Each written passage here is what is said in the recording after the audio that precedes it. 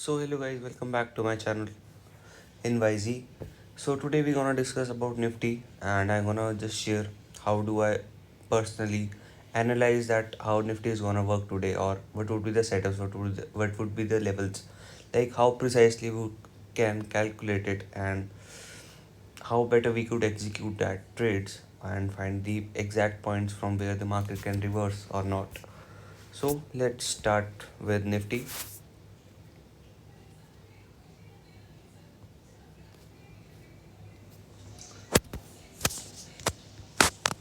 So basically, let's start from any day. So first of all, we're just gonna use my indicator. So we could just go to any random day. I'm not gonna think much about it. Just completely random. Uh, okay.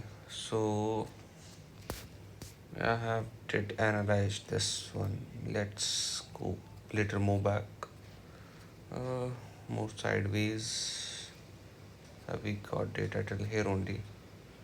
So let's try to this seems unfair, like we could calculate easily. So basically, we're just gonna calculate how much point can Nifty move. So basically, we are just gonna calculate the four ranges. So basically, from this point to this point, this is point A. Like these are small ranges that is we can use. So basically, I just got my range 171. I'm just gonna remove the indicator. So my priority would be like from opening,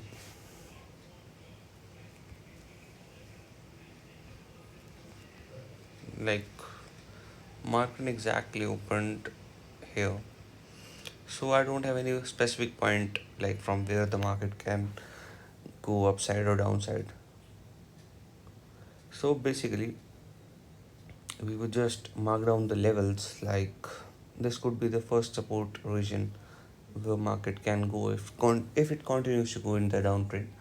So basically we could identify this as a point from where it can reverse back. So I was just gonna think if market continues to fall, so what would be the maximum point it can go? So the maximum point it can go would be approximately here. So ideally we can't do much. For example, we got market here. It has shown one green candle but doesn't has overcome the level of 0.618. It might be near here. So this could be a rejection level. So we are fine. So basically we could do one thing. For example, if we short nearly here and my SL would be near here. So what could I do first thing? For example, if I think what could be the first TP that I can correct. So I would easily mark specifically this level. Like from these common points, like minimum I would expect half of this range. So I got my first trade nearly here. Okay. So we're going to just even leave it as it is. Like we know यहाँ से जैसे नीचे आया तो यहाँ पे थोड़ा सा गैप से छोड़ा हुआ है, तो एटलीस्ट जब ये रिट्रेसमेंट लेने जाएगा यहाँ कहीं तक जाएगा, इस 0.618 वाला लेवल होगा जहाँ से इसने रिजेक्शन ली होगी. ठीक है. अब हमारे पास एक नीचे वाला पॉइंट ऑफ वो तो है कि यहाँ तक जाना चाहिए. तो वाइडली जब मैं मार्केट को कैलकुलेट करूँगा कि जब यहाँ से ऊपर जाती है तो कहाँ तक जाएगी, तो आइडियली मेरा पहला रिवर्सल लेवल ये वाला होगा. पहला रिवर्सल लेवल ये हुआ. दूसरा इस दो के कॉमन पॉइंट्स है जो यहाँ पे हैं, रेड और ग्रीन का. ये वाला मैंने इसलिए लिया क्योंकि ये हम रिसेंट वाली स्विंग देख रहे हैं. अगर मैं इससे लूँ तब भी हमें थोड़ा सा गैप मिलेगा, तो हमारे पास एक थोड़ी सी क्लैरिटी हो जाएगी कि यहाँ तक जा सकता है. तो वैसे ही हुआ. अगर मैं बिल्कुल लास्ट स्विंग से कंसिडर करता हूँ तो पहला पॉइंट तो यहीं पे है और जो दूसरा इसका सेलिंग पॉइंट है वो यहाँ पे है.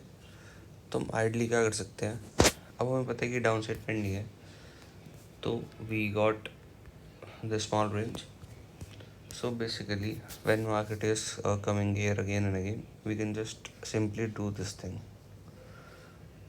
and SL would be nearly here, this candle high, or even little bit higher, because we can't do much pinpoint thing. So this would be our first TP. So first TP is almost here.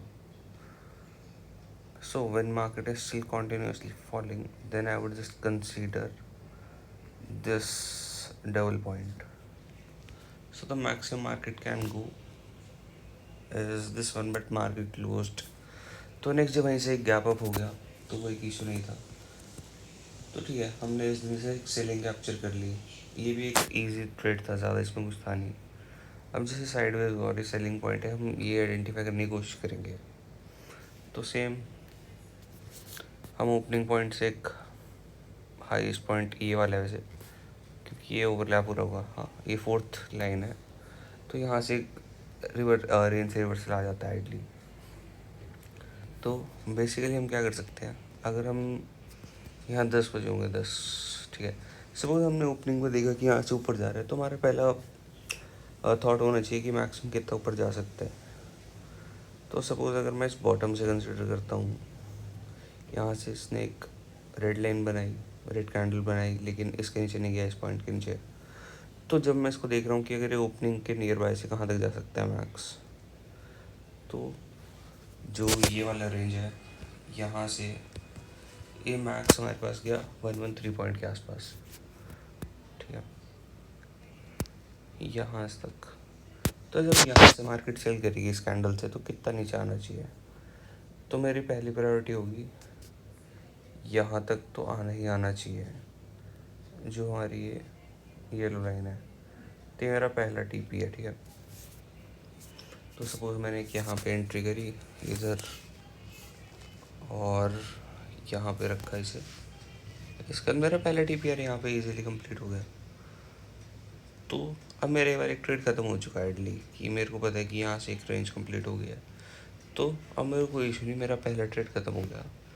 अब मैं ideally सोचूंगा कि यहाँ पे ये upside जाने की कोशिश कर रहा है, 2-3 कैंडल्स भी बनाई, तो मैं चेक करूँगा कि अगर इसने इसको यहाँ से क्लोज़ किया है, इस पॉइंट से इस पॉइंट तक, यहाँ पे इसने क्लोज़ किया, तो आइडली ऊपर जाना चाहिए था, लेकिन तो पॉसिबल इसने एक एसएल खाने की कोशिश करी है। जैसे मैंने यहाँ की एंट्री करी, तो इसने एक लोअर लो मारने की कोशिश करी है,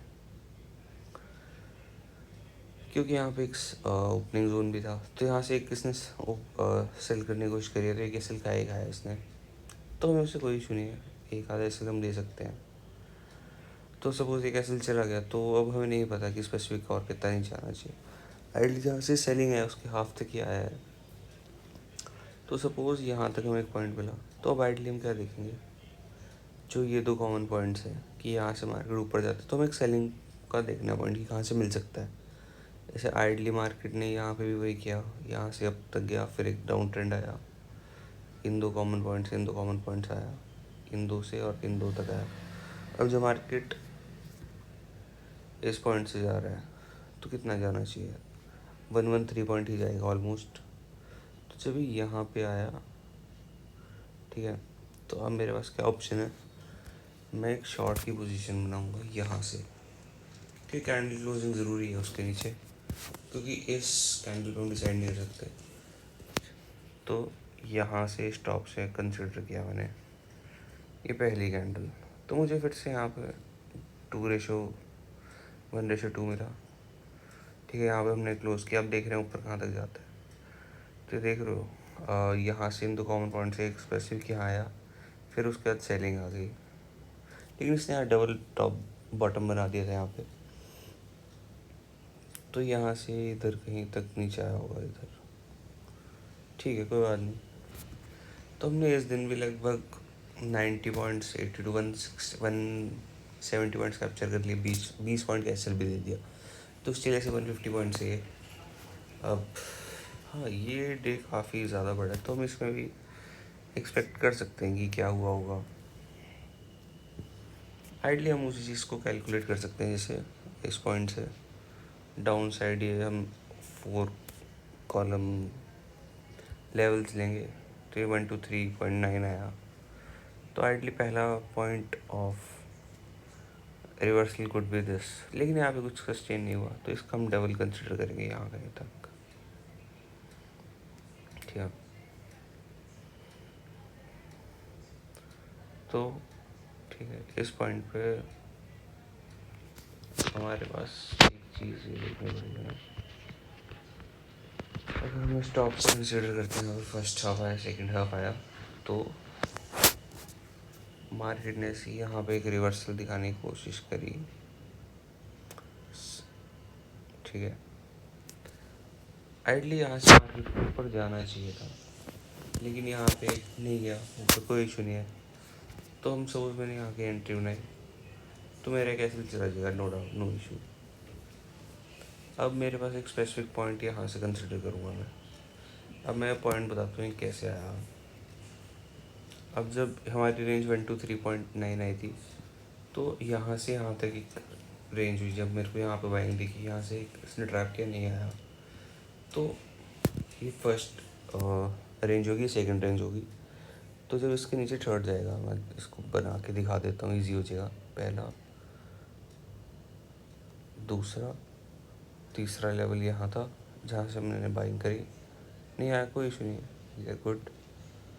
तो फोर्थ लेवल आया ये वाला।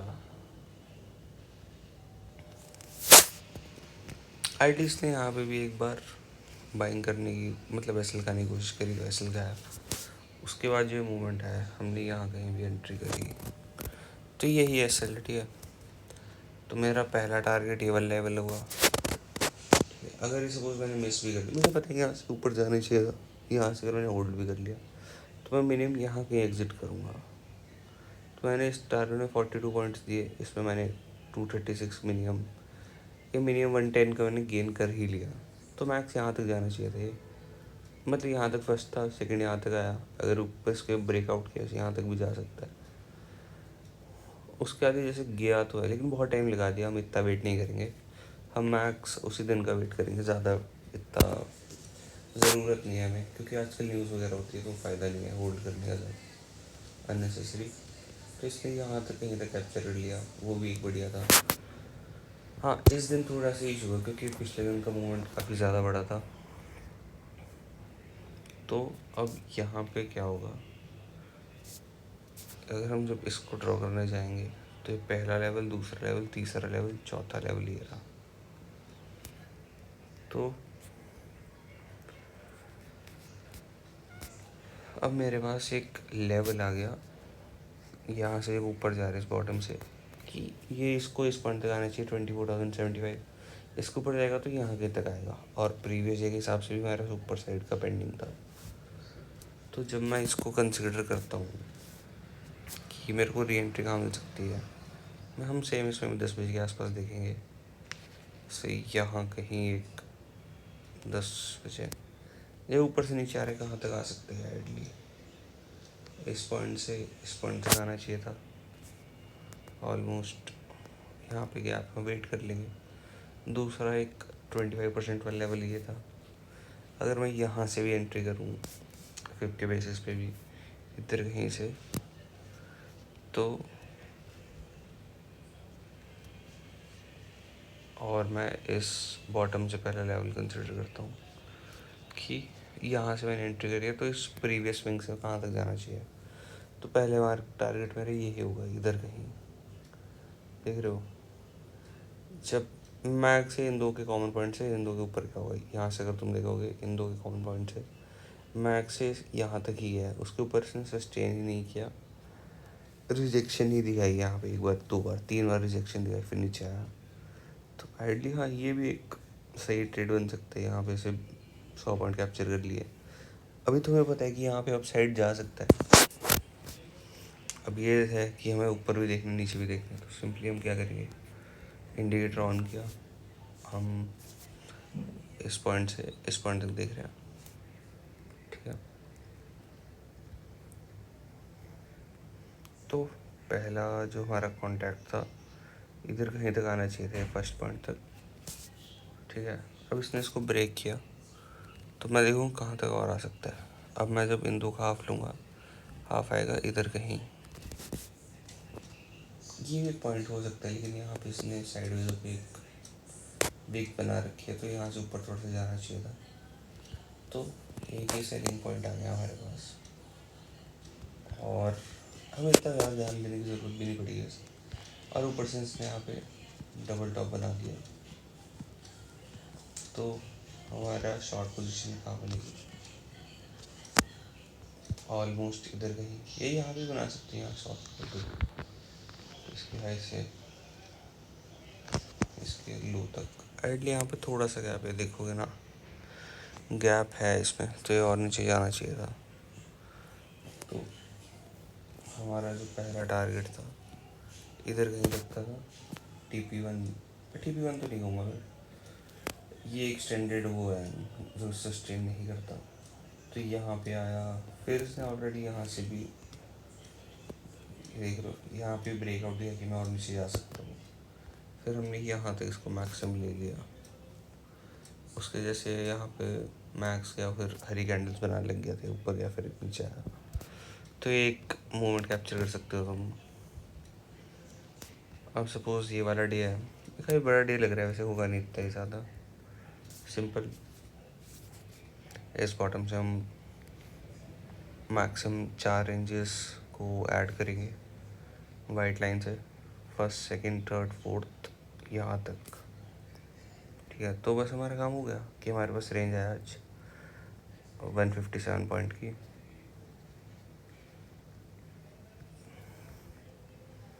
तो जैसे ओपनिंग पे जैसे 10 बजे का टाइम जो है वो बेस्ट है ऑलमोस्ट, क्योंकि हमें पता लग जाता है, थोड़ा सा क्लियर हो जाती है डायरेक्शन की, कहाँ जा रही है, वो ऊपर जा रही है, ठीक है। हम देखते हैं कहाँ तक जा रही है। पहला पॉइंट आ गया कि इसको ब्रेकआउट कर दिया 157 का, तो इसका 1.5x देखूंगा मैं, ठीक है।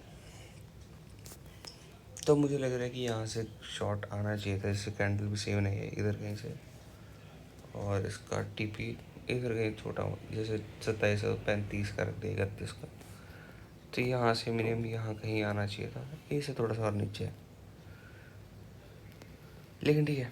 हमारा एक SL इधर कहीं चला गया, कोई इशू नहीं है।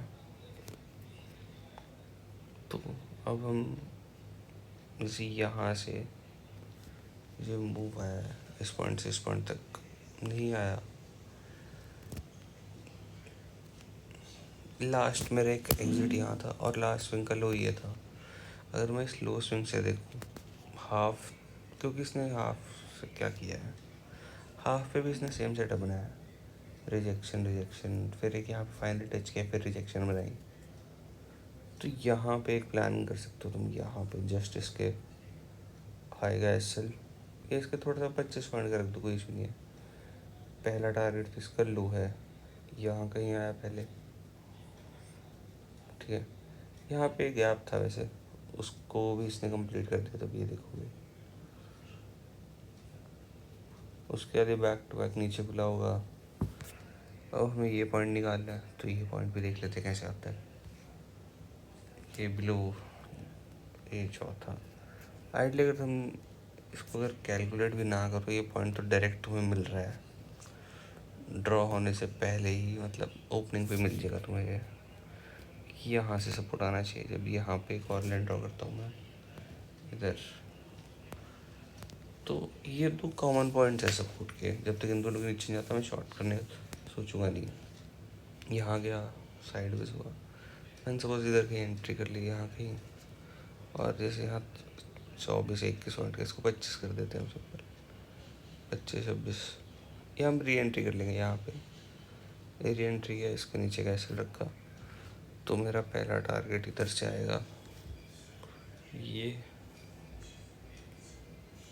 जैसे वाला टारगेट आया तो मैं इसका 1.5x देखूँगा, इस पॉइंट से इस पॉइंट तक यहाँ तक आना चाहिए था। तो जैसे इसने इसको टच किया इस पॉइंट पे, वैसे एक स्पेसिफिक सेलिंग आई, और जब सेलिंग आई, अगर मैं इन दोनों के ओपनिंग से देखूँ, ऑलमोस्ट यहाँ से लेके यहाँ तक जो आया ऑलमोस्ट हाफ है, उसके बाद दोबारा वापस ऊपर चला गया यहाँ कहीं। तो ये भी एक ईजी मूव था। तो तुम्हें एक ही इंडिकेटर चाहिए जिससे तुम हर एक कैप्चर मूव कर पाओ, तो मैं ज़रूरी नहीं है कि 10-15 इंडिकेटर्स चाहिए।